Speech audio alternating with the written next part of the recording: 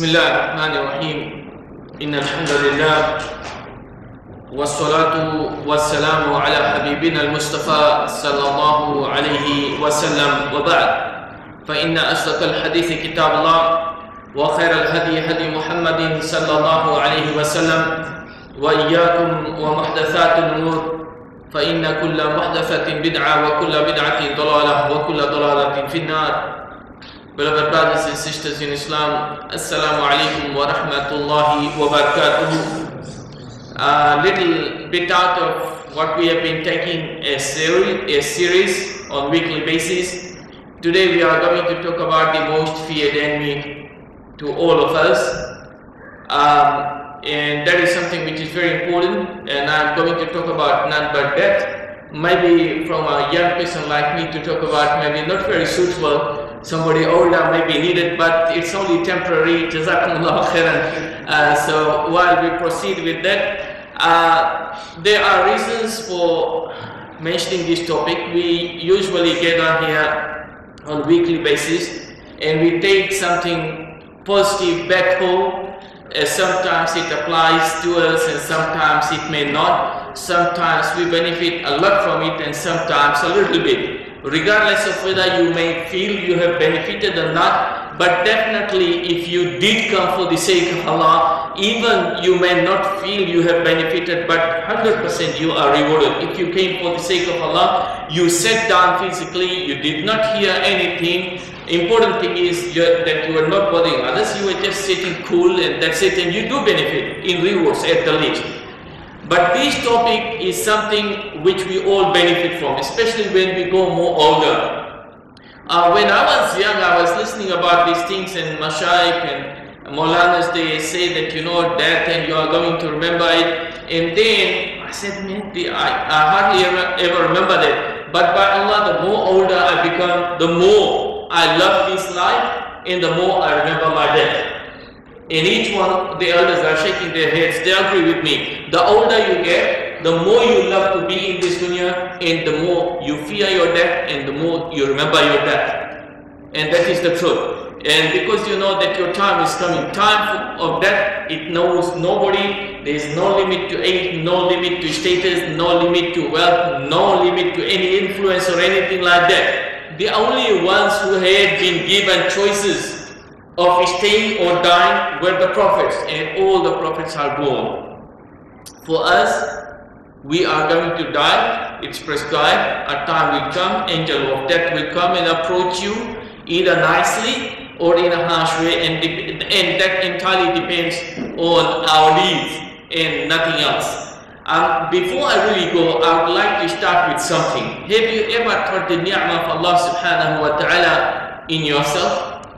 Have you ever been really thankful to Allah? You say Alhamdulillah every time. We recite Surah Al-Fatiha so many times. The least is those 2 of Fajr, 4 of Dhuhr, that's 6, 4 of Asr, that's 10, 3 of Maghrib, that's 13, 4 of Isha, that's 17. So 17 times you have to recite Surah Al-Fatiha.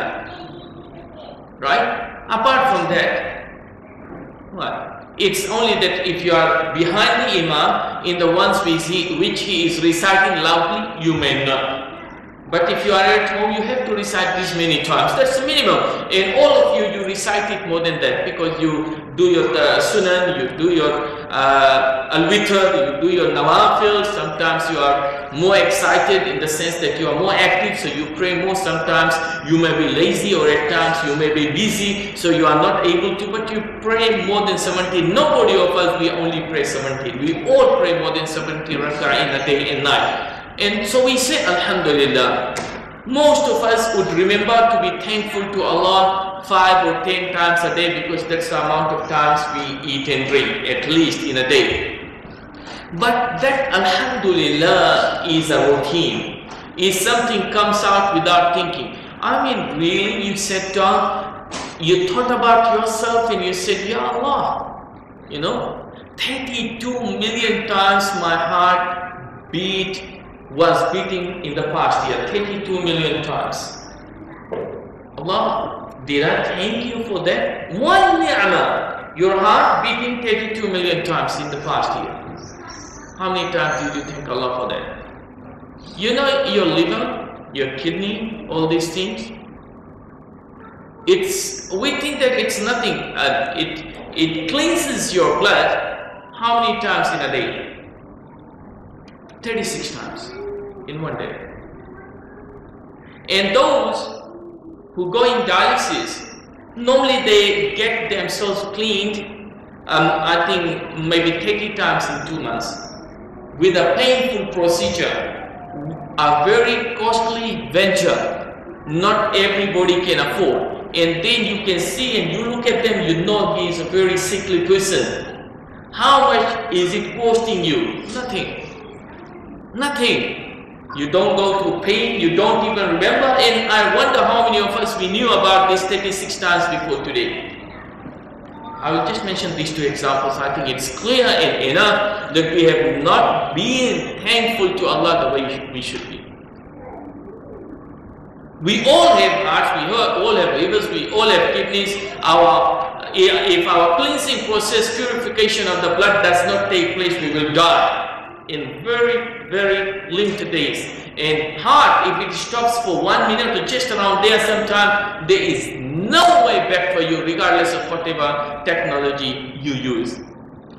Subhanallah. So simple as that. Ni'mah from Allah subhanahu wa ta'ala. We should at times sit down 5 minutes just to thank Allah for what Allah has given you in the physical form. So how much should we be thankful to Allah for the spiritual side which Allah has given you? Now, when we want to talk about death and what it is all about, we know that there is never any ending to that. But there is a purpose we want to start with this, and you will know when the time comes. We need to prepare ourselves. I will be short within the limits of the time which we normally take. We need to always be prepared for our death. And Rasulullah sallallahu alaihi wasallam, he encouraged us, "Akthiru min dhikri hazim al-ladhat." Always try to remember your death. Hazim al-ladhat means something which is going to destroy your joy, your desires, your joys, and that's what it is. Hazim al-ladhat, nickname for death. It's not a literal name, a nickname. Technically, this is what it means. So we need to revive ourselves. But Allah, I'm mentioning it to you, and the moment I thought to talk about it today in Doha, and then I started to read few things just to be deliver something more better. You people come here, sacrifice so much of your time. I just don't want to stand up and just talk like that. And topics like these are all easy, but I prefer to prepare a little bit. It always is better, so that I can give you more than what I normally would be without reading. So reminding ourselves of Tawheed, and then 5 times Salah, if possible in Jama'ah, which is not possible for most of us here being in a Western country, but whatever you can. And then if you are at home, you can do it with your families, with your wife, with your children, and especially if you have sons at home. Women, they have their separate ways of getting things done. But for men, if you have sons at home, try your best to make sure that they attend Salatul Jama'ah with you. If you find, look, you are a father, you would know whether your son is enjoying Salatul Jama'ah with you or not. If he is not, it's very easy to manipulate your daughters and wives. I'm telling you, it's easy, peanuts like this, but not your sons. Let us be practical. So if you realize that they are not enjoying it, they are forced, you have to work out ways to make it enjoyable for them. Whatever it may be. You create it or come and we will discuss. You can share your ideas if you are successful with us. So we can share it with other parents. Jazakumullahu khairan. Now, reciting the verses of the Quran with the meaning, listening to the Quran when you are not up to reciting it, and things like this. All of these, they help. And then going and sitting down with the righteous people. If you go and sit with people who drink kava, for example, yamuna, and while they are drinking, apart from the sin which you commit, do you think that they are going to talk about Qala Allah wa Qala Rasul? Hardly ever. And if they do, the impact mostly would be negative. Wallahu a'lamu bisawab. And then to do those things which is going to remind you of hereafter, such as going and taking some time for the hospitals, visiting the sickly, talking to the elders, going and visiting the elder generation, and those who may be suffering, and those who may be in permanent forms of disabilities. All of these things are going to remind you of hereafter, believe me. And then on top of that, visiting the graves, ziyaratul qubur. And we have many times discussed it in details that visiting the graves are not restricted to men. It applies to men and women both. And the hadith authentically recorded in the athar of the Sahabas, such as Aisha radiallahu ta'ala anha, and Hakim and Darda and others, indicate to that women are also ordered, not accepted, not allowed, but ordered to go and visit the graves. And then try to do whatever you can to revive your energy for ibadah. Now, you know, like when we have, oh, I need some break. So you go for a holiday, so that when you come back, you are fresh at work. Also, you need breaks from your ibadah. And that's why we don't have to fast for the entire 12 months. We have to fast Ramadan. It is not only you perform Hajj every time, only once. though we know that all of us, if you are given a chance to go and perform Hajj this year, you will never think twice. You will work around everything to make it to that place. It's a normal. And then 5 times Salah we have to pray. But then this is normal. It does not take time, not much of energy or anything. But then there are extras which you may be doing. You need to revive yourself. So you may go down a bit and then go up and down and up. It is okay if it is happening like that. Important thing is you keep on improving on that. Also we see that when the death comes and we die, then there are so many procedures which takes place to us. So today when I speak few of these things, please don't think of your father, that he is the one I'm going to do to. Don't think that your wife will die before you. Don't think that you, the husband will die because he's older than you. Don't think that first this older generation who are sitting on the chairs will die and then those who will be in the floor will. No. Don't think it like that. So today you think that you are the one on whom we are going to do these things. The moment you die, somebody will come and close your eyes, which may be possibly in your entire life. Not even your mother closed it for you. Because the babies, we don't close their eyes, they automatically close it and hardly ever they can see you till maybe they are 5 or 6 months old anyway. They close it by themselves. Have you ever seen, did you, by the way, close anybody's eyes like this? Maybe only the person who died. So you see, imagine when you die, somebody will come and close your eyes because you can't close it. You were looking at the road when it passed and went up, so like this you are. So somebody will have to come, instead of you looking something very fearful and horrible and distracting, so they will come and close your eyes. Imagine if nobody is there at that moment to do it for you. What will happen and what people will talk about you, that look at the way his face was when he died, isn't it? يقول صلى الله عليه وسلم إن الروح إذا أقبض أو قبض تبعه البصر. Exactly what I said. When the ruh is going تبع البصر, you will see your ruh going. The angel of death with the angels either from the paradise or hellfire taking it, and you are going to see it. It's all for mu'min wa ghayr al-mu'min. So we need support from somebody to come and close your eyes. So imagine if you die alone, there is nobody surrounding you, what kind of death it may be. It does not mean it is a kafir's death, but we don't want to be alone at the time. When we pass, we would rather love to be among the beloved ones who care for you at the time and help you and make it easy for you to pass from this dunya. At the time when you will lose all the senses, the power is gone, the strength is gone. When you are extremely feverish and not even dead, heart is beating so hard, there are so many gibberish which you say which you don't recall after that at all, while you are wide awake almost, isn't it? And then your wife reminds you, who was that woman who you were talking about? No, I did not say anything, isn't it? And you said it, you don't remember. And that in the dreams, sometimes some people who are slippery people, they fear to sleep beside their wives, fearing that they may say something while they are asleep. And some of them are caught like this. They get caught in this. And they don't even remember. So you see here, this man, you are dying, you lose all your senses, you don't know, you have no control over you.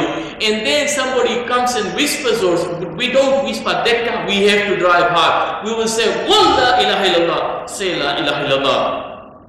If you have not been in your senses while you were able to, you will not be able to utter that. So alhamdulillah, before we close your eyes, you were able to say La ilaha illallah. Or you were reciting Qur'an or saying a hadith, because this is where you spent your time, and that is what is going to come naturally in you when you lose control over everything. Is when you were involved with somebody, you were able to say her name when you were feverish or when you were asleep. You had no control of that, and exactly this is the way it will be, but more harsher and more important for us to be prepared for. And then after you die, your eyes are closed, your mouth is closed, your limbs are made a little bit flexible so that it starts to look normal, normal in the sense that you are lying like this, and then you will be covered with a bed sheet or any form of cloth, so that people, they, you know, you are dead, khalas. Imagine that beautiful face you have. Possibly $10,000, $20,000 you may have spent, especially women, beautifying it. You know, so much of money you spend in creams, in going to the salons and all these things, and some of you may even have gone for operations, and then the dental. Some of us already have spent about $4,000, $5,000 in our dental clinic, though we don't want to. It's all part of your face, which you have been spending so much for. What happens now? It's all covered and closed.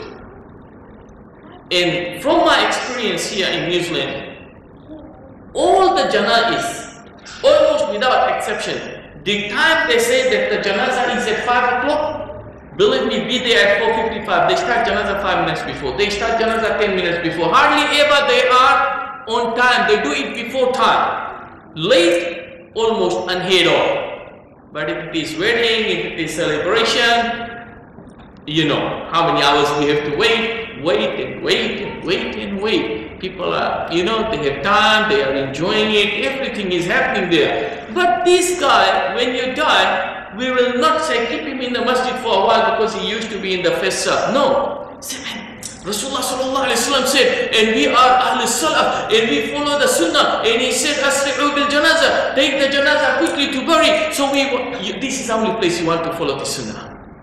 So we will take you quickly to the grave. Yeah, there will be some tears, and some people, beloved to you, may cry, some will cry. And I'm not saying the families are not genuine in their grief. They would be, and we will grieve. But our grieving will not hold you here any seconds more. It's afternoon, Sheikh, it's traffic, you know, we have to move in time.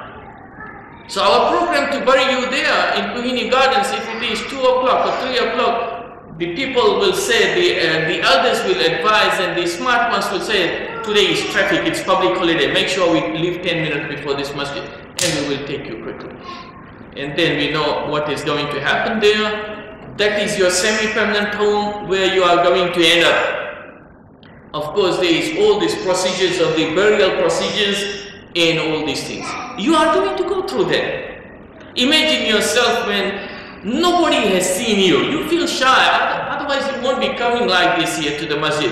You will be wearing a t-shirt or half clothed and with a 3/4 and exposing yourself. No, you feel shy. That is not meant to be seen by everybody in every place, especially in a masjid. It is not suitable at all.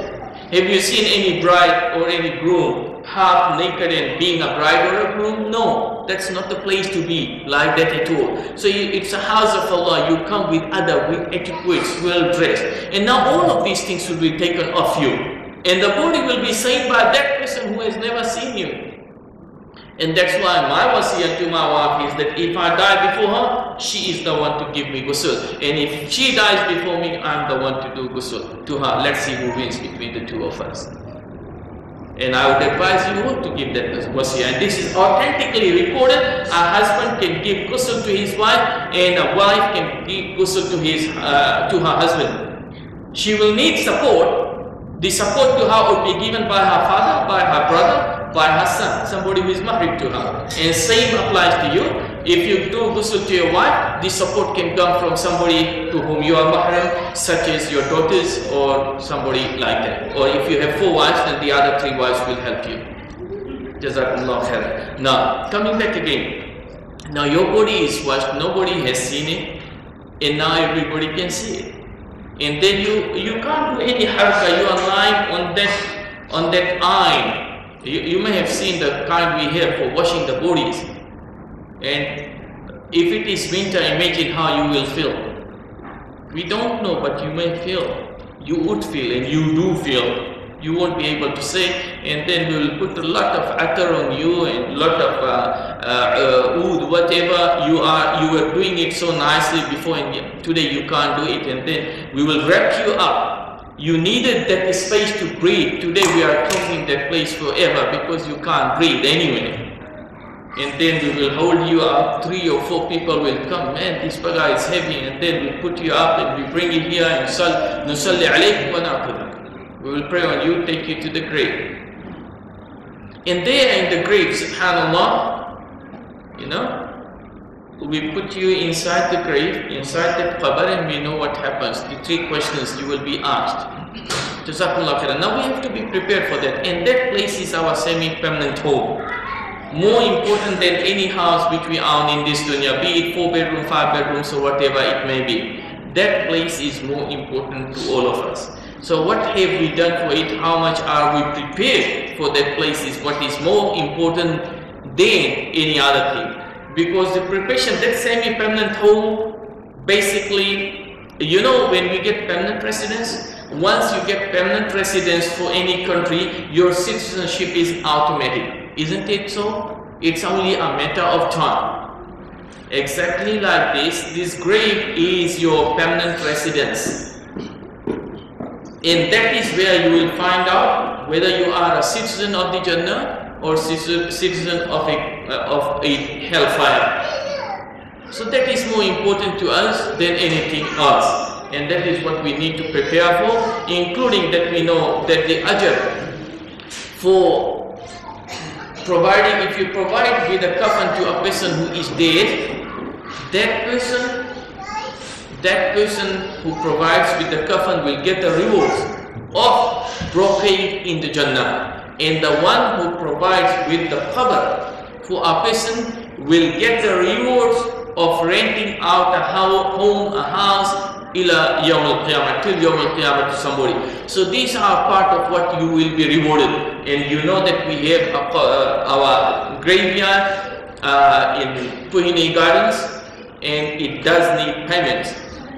And before we mention, which will be mentioned later by Chacha, how much we need to pay, we have 90 plots there. We had 45, and the brothers, they requested that it is going to fill up very quickly, and only 3 people are there at present, and we have another 87 plots empty. And that has cost us a lot of money, and we need to pay it off. And part of it is, even the payments which we have made, part of it is a loan, and we need more because of the time, which will be discussed later. Now that is your semi-permanent home. We need the kind of seriousness which we should have in our life reflects to the way we prepare for that place. And even if you buy those plots, it may not be for you. Maybe for somebody else. Maybe somebody else goes before you, but the one rewarded will be you because of the ajr. So it's not only the importance of the masjid, but also the importance of the grave, where you get the continuous rewards out of it. So brothers, we have to put our hands up with whatever procedures are possible, be it qad hasna, be it by buying it, be it through the payments, one-off payments and things which will be discussed later inshallah, to make it easy for us and enable us to pay all the due. And you know the importance of having a proper graveyard where no bid'ah is committed, no innovations are, no shrines are standing, no flowers are offered. Person looking at it will be able to know that his grave belongs to the Muslims, and not just Muslims, any Muslims, where so much of things happens which is not allowed in Islam. So you know that the yard we have, it works perfectly within the Qur'an and Sunnah, and that's why the support is more important. And this kind of graveyard in New Zealand is the only of its kind. There is no other place where you have this kind of facilities or these kind of setups where the guarantee is being given that this is within the limits of the teachings of Qur'an and Sunnah. Wa jazakumullahu khairan. In the end, I pray to Allah that may Allah bless us all, keep us all guided, and may Allah subhanahu wa ta'ala make it easy on us when the time comes for us to shift in a semi-permanent residence, that we do qualify for the best, and that is in the Jannah. Wa jazakumullahu khairan. There is a question which came from the sister side related to the issue of covering their bottom part, or we would say from the ankle below. while praying in the salah. Now the ankle is the two sides of the bottom of the foot, which we know for the man it is wajib ul kashf, that it is wajib on man that it is revealed and nothing is hanging below. If it is a little bit covered, it may be okay, but nothing to go beyond and then to drag in the ground. But when it comes to the woman, it is totally opposite. And that is, the women are to lower their clothing below that part. And Rasulullah sallallahu alaihi wasallam, he said, "Yurkhinaha shibra," that they should. This is a shibr. You might say this is shibr, or in whichever way. So these are about few centimeters to few inches that they have to lower it so that the clothes are dragging in the ground, or at least almost touching, so that they are part of the clothes are not revealed. Now the issue is it part of what is to be covered in salah or not? The things which the scholars have agreed that a woman is allowed to reveal is her face part from here, and not her ears, and not doing like this and praying with the hair hanging out. No, it has to be covered from here, from the forehead, and from in the front of the ear, and down only lower than the chin, and not the throat. The rest has to be covered. Wajib at-Taqwa. This is only what the scholars have allowed to be open at the time of the salah for a woman. All these scholars, they agree on that. All the Immatul Arba, all these scholars, they agree on that. It is must. As far as face is concerned, for those sisters who do niqab, that if they are praying in an open place, then they should cover, because otherwise men would see. For those who do not cover, then it is not an issue for them. Then al-kaffain, from this wrist here down, this is also something which has been allowed to be uncovered. Now imagine your wrist, not your arm, not your biceps or whatever steps there are. These things are all wajibut taqtiya. It is compulsory, mandated on women to cover in their salah. The issue where the ikhtilaf is that bottom part of the foot, whether it is to be covered or not. Imam Malik, Imam Shafi, Imam Ahmad, all the Imam of Qur'an and Sunnah, such as Shaykh Uthaymeen, Shaykh bin Baz and others, they say wajibut taqtiya. It is wajib, obligatory for it to be covered, and the easiest way to cover it is by wearing socks. The only Imam who considers this not to be is Imam Abu Hanifa rahimahullah. He considered that bottom part, that mostly because it is revealed, so it is not part of that. But the other Imam, all they agree, in the hadith in which Rasulullah sallallahu alaihi wasallam said, "Yurkhinaha shibra." Also another hadith when Rasulullah sallallahu alaihi wasallam was approached and asked, how should a woman dress in the time of the salah? Part of what he mentioned is that the clothing to be lower than where the foot is covered. So this is part of the hadith, which as far as I recall, either is in Tirmidhi or in Abi Dawud or in one of the two, whichever of the two, Allahu A'lam. So this is also, keeping that in mind, we do not want to be in ikhtilaf. My salah is accepted or not. Such as Shaykh Uthaymeen, he said, yajibu iyadati salah. It is wajib on her to repeat the salah again if she did not cover it. So we do not want to become part of the ikhtilaf whether my salah is accepted or not. And socks are something which is easy. And maybe one of the good things we can do is, in the sister's side, put some socks there and provide it for the sisters when they come. If you are wearing a long dress for the sisters and it is touching the ground, not ours are high as you can see mine, but it is touching the ground like this, then if she is praying on that and it is loose and fluffy, wide, and when she goes in the sujood, the back part would almost cover the bottom of the foot. If it is like this, then that is within the acceptable. But if she is wearing trousers or something like that, it is really going to reveal herself. It is better for her to wear socks, because we do not want to be in any form of ikhtilaf or doubt. My salah was accepted or not. وَجَزَاكُمُ اللَّهُ خَيْرًا. رَبَّنَا آتِنَا فِي الدُّنْيا حَسَنَةً وَفِي الْآخِرَةِ حَسَنَةً وَقِنَا عَذَابَ النَّارِ. سُبْحَانَ رَبِّكَ رَبِّ الْعِزَّةِ عَمَّا يَصِفُونَ وَسَلَامٌ عَلَى الْمُرْسَلِينَ وَالْحَمْدُ لِلَّهِ رَبِّ الْعَالَمِينَ.